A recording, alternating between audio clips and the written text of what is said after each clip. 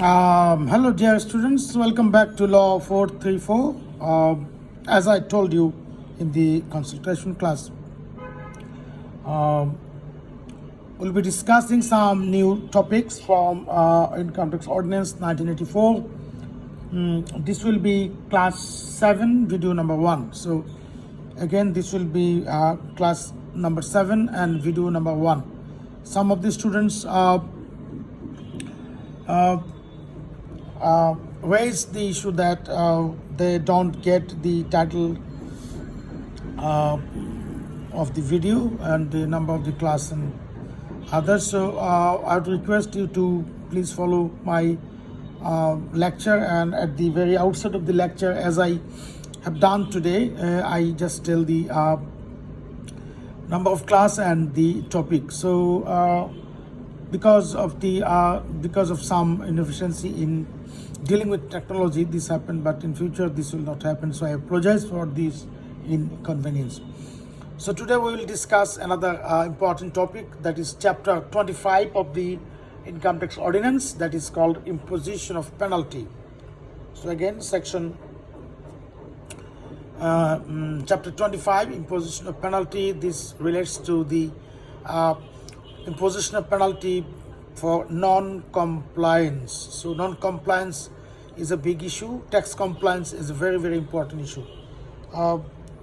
You submit return, you comply, you pay income tax, you comply, you respond to the notice, you comply. So compliance is a very big issue, and if you do not comply to the laws and regulations as prescribed by the Income Tax Ordinance Part 1 and Part 2, then you will face penalty. So section chapter 25 says what are those penalties.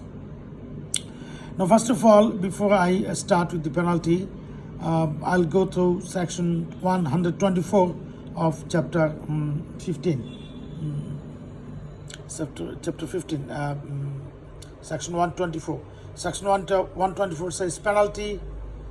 That is not section 24, 124, that is section 130. Sorry for this incompleteness. Please refer to section 130, bar to imposition of penalty without hearing. Bar to imposition of penalty without hearing.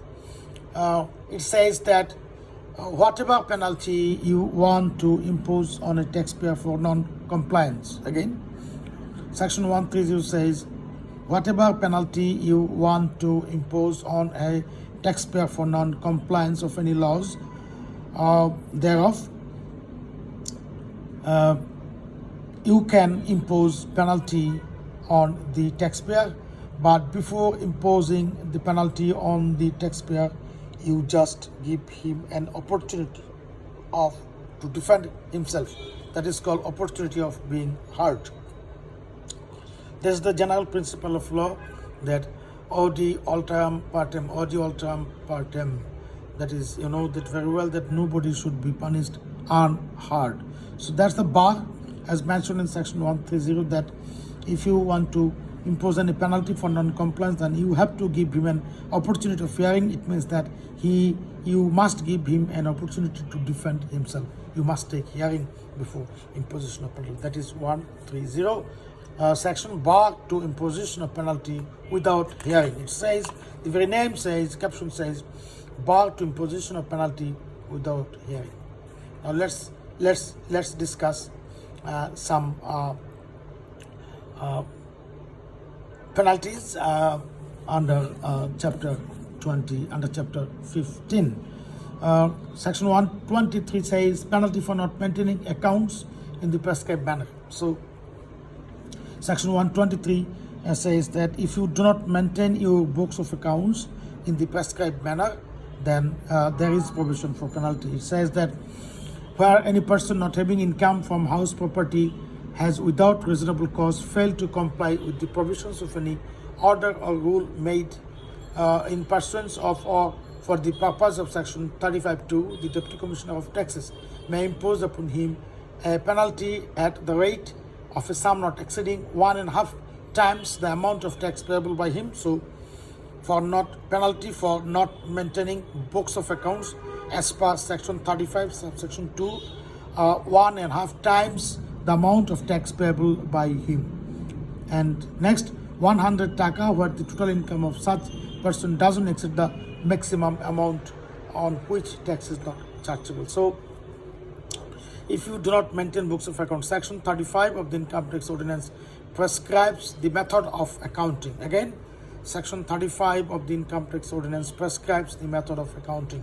If you fail to keep your accounts as per section 35(2), then 1.5 times of your payable tax shall be imposed on you as penalty. And also, if you do not have any tax, then taxable income, then 100 taka.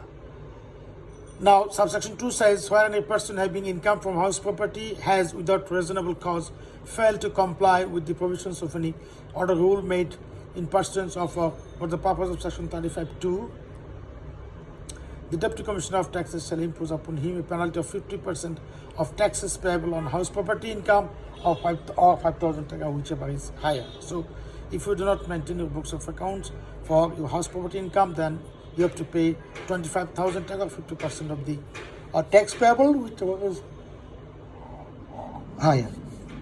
So that's a penalty for not maintaining books of accounts as per the provisions mentioned in section 35(2) of the income tax ordinance. The next one is penalty for failure to file return. So in chapter 8, we have seen return statement that every year you have to file income tax return. So if you fail to file return, then you are subject to penalty. Section 124 says, where any person has, without reasonable cause, failed to file a return of income or return of withholding tax required under section 75A, the Deputy Commissioner of Taxes may impose upon such person a penalty amounting to 10% of the tax imposed on last assessed income, subject to a minimum of taka 1,000, and in the case subject to a minimum of taka 1,000, and in the case of a continuing default, further penalty of taka 50 for every day during which the default continues. You understand that if you do not submit your return in time, then you might be subject to a heavy pecuniary penalty. So what is the penalty? 10% of the last assessed income, and for continuing default you have to be 50 taka every day, provided that such penalty shall not exceed, in case of an assessee being an individual whose income was not assessed previously, 5,000 taka. In case of an assessee being an individual whose income was assessed previously, 50% of the tax payable on the last assessed income, or taka 1,000, whichever is higher. So as you understand that for not submitting income tax return, you have to face severe pecuniary penalty. Where any person has, without reasonable cause, failed to file or furnish, or as the case may be, obtain and display within the time limit, within time laid down thereof, any certificate, statement, accounts, or information required by or under the provisions of law, the taxpayer's identification number under section 84C, the Deputy Commissioner of Taxes shall impose upon such person a penalty of taka 5,000, and in the case of continuing default, for further penalty of taka 250 for every month or fraction thereof during which the default continues. So that's the punishment of penalty for not submitting income tax return, section 124. Now section 124 says penalty for using the fake taxpayer's identification number. So every taxpayer should have a taxpayer's identification number. If the taxpayer obtains an taxpayer's identification number which is fake, then the penalty is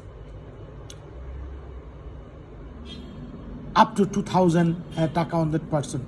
The Deputy Commissioner of Taxes may impose a penalty not exceeding taka 20,000 only. 20, not 2,000, it is 20,000 only. The Deputy Commissioner of Taxes may impose a penalty not exceeding taka 20,000 on that person. So that is discretionary with the Deputy Commissioner of Taxes. If the Deputy Commissioner of Taxes thinks that the punishment should be, pecuniary penalty should be severe, then he can impose penalty up to 20,000 taka on that person.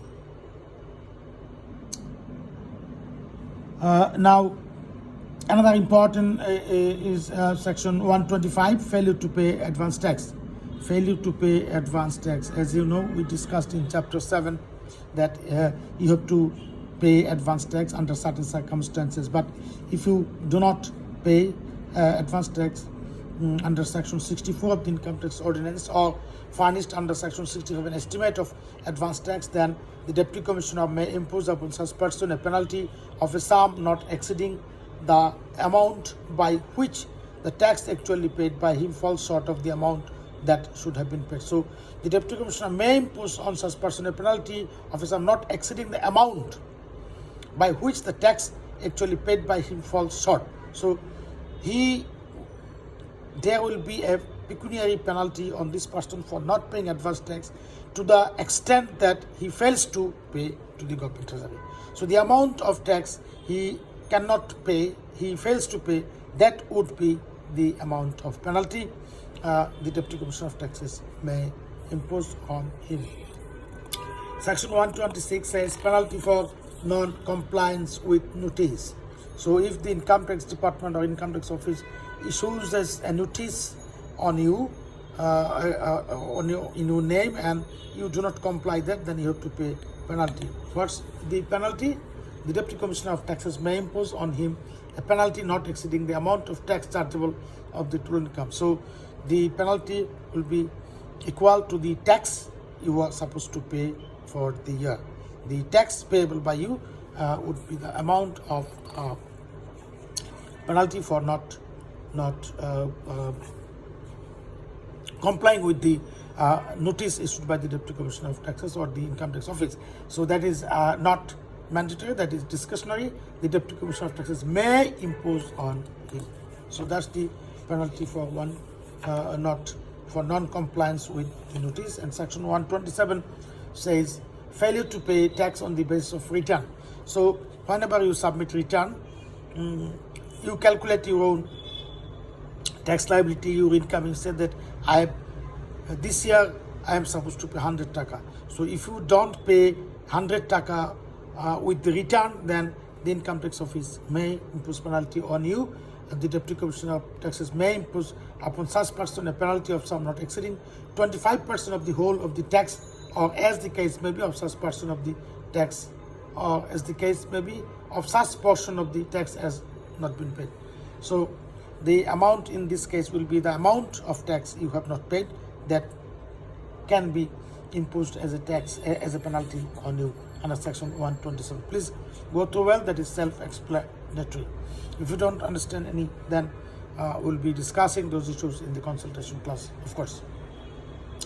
Now, another important penalty provision, that is section 128 of the Income Tax Ordinance of chapter 15, which says that penalty for concealment of income, subsection 1 of section 128 says, where in the course of any proceeding under this ordinance, the DCT, the Deputy Commissioner of Taxes, or the Appellate Joint Commissioner of Taxes, the Commissioner of Taxes Appeals, or the Appellate Tribunal is satisfied that any person has, either in the said proceeding or in any earlier proceeding relating to the estimate in respect of the said income year, concealed particulars of his income or furnished inadequate particulars of such income.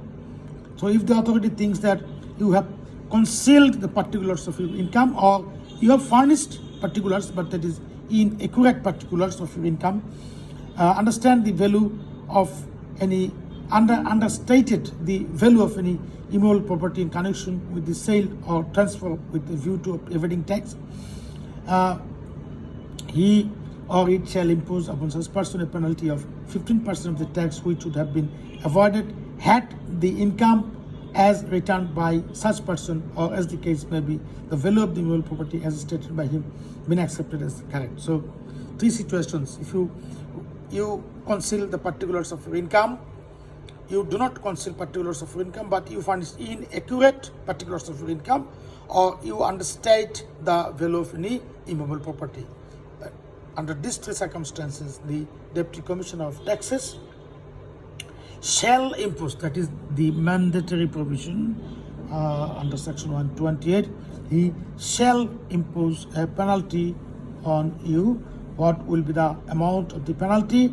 15% of the tax which would have been avoided. So the amount of tax you sought to avoid by not declaring your income, or by not declaring or by showing inaccurate particulars of income, that amount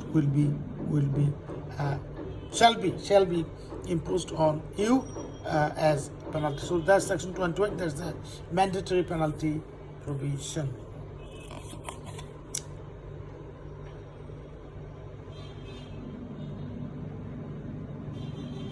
Now, proviso, there is one proviso. It says that provided that if the concealment referred to in clause A and B of the subsection 2 is detected after a period of more than 1 year from the year in which the concealment was first assessable of tax, the amount of penalty shall increase by an additional 15% of each preceding income year. So if the concealment is detected after 1 year, then after 1 year, the year in which the particular concealment was made, and after 1 year of that, then the pecuniary penalty will be additional 15% of each preceding assessment year.